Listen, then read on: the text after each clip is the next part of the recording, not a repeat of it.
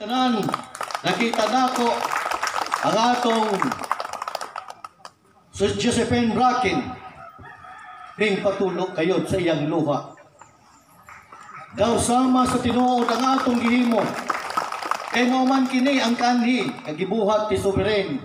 Mao kini ang iyang pagbulutan diha sa iyang sulat. Mao kini tanan ang atong ginahimo nga sequences. Walay makulang, walay madugang, walay dayana. Kay dili iuran ni Soberhen ang maong dayana. Kundi sirin lamang ang iyang sulat dito. Usa mo'y akong gisunod ug mao kini ang nausto ang atong ginabuhat karon. Maayong adlaw kaninyong tanan ug atong tibayayunan kasunod pohon.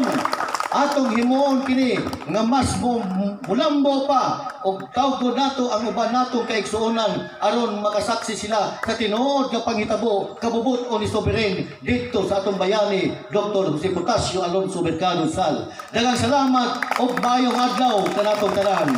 Viva Rizal! Hep hep! Hep hep! Hep hep! Daghang salamat.